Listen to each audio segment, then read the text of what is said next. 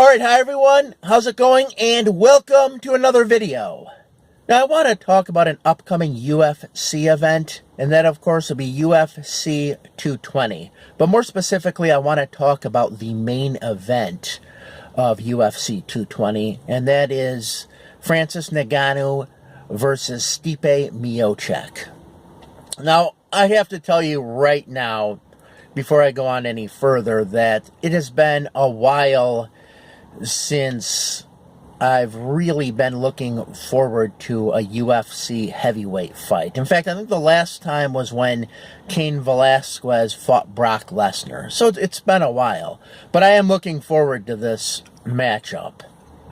Now, the reason why, of course, is because this Francis Ngannou, and a lot of people have been talking about him, he's really been on a roll.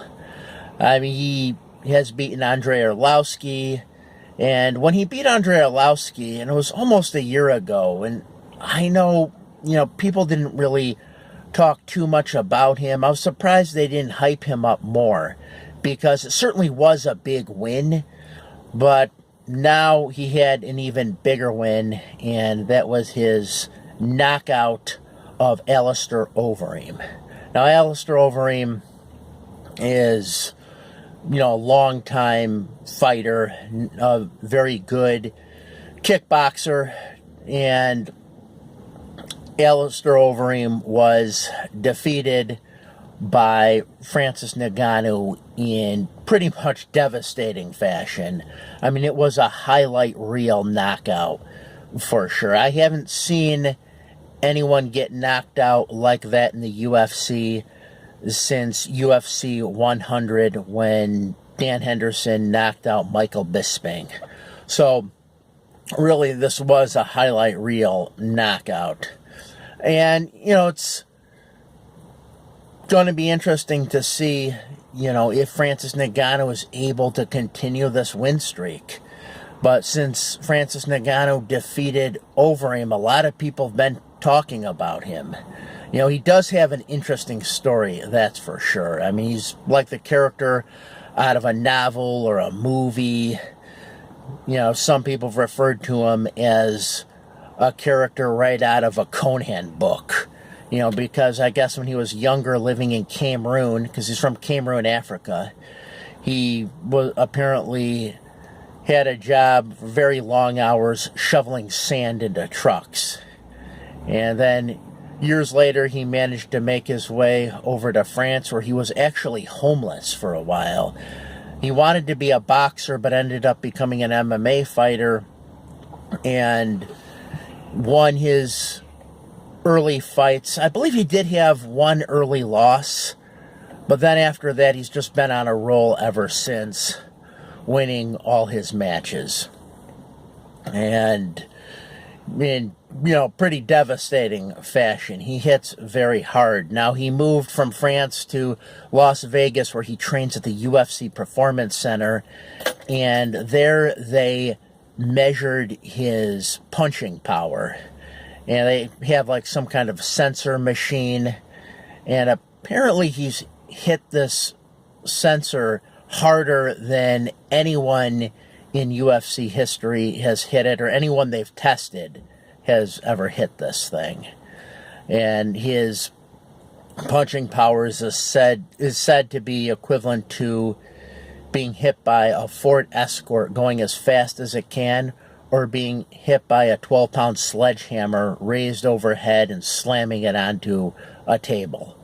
I mean, he is said to have that kind of punching power, and really reminds me a lot of like Rocky IV, when Ivan Drago, hit that sensor in the beginning of Rocky IV, and you really began to kind of fear for Rocky, because you knew he was going to have to go up against Ivan Drago, and you could just, hit so hard.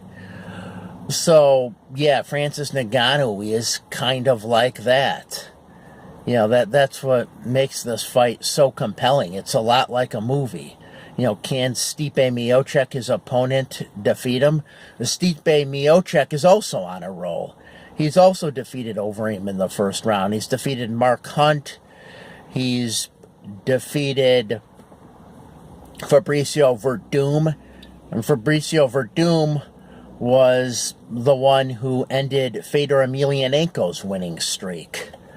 So, yeah, Stipe Miocic is definitely a great fighter. He beat Junior Dos Santos in their second fight. He actually lost to him in a decision in their first fight.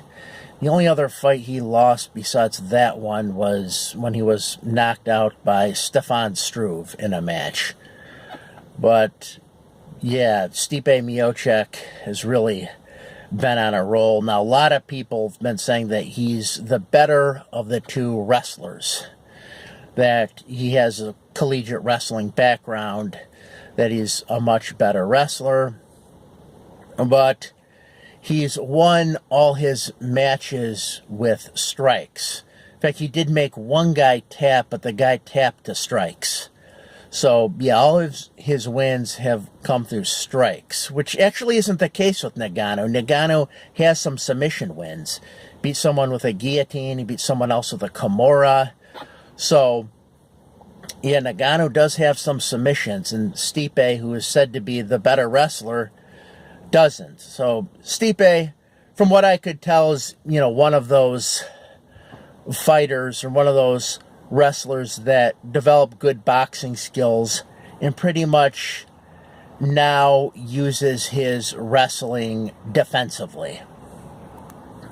So, yeah, we'll see what happens in this matchup. Definitely, a good matchup. I believe myself that Dana White is hoping that Francis Ngannou wins this match, because he kind of wants to create a situation where it'll be like the Ngannou era, and it'll be like, who could beat this guy? And he'll keep putting more and more fighters against Ngannou, and that would ultimately be really good for business. So I think Dana White is hoping that Ngannou will win, because I believe he thinks that that would be better for the UFC. Now, myself, I believe that Francis Ngannou will win this match. That's my prediction.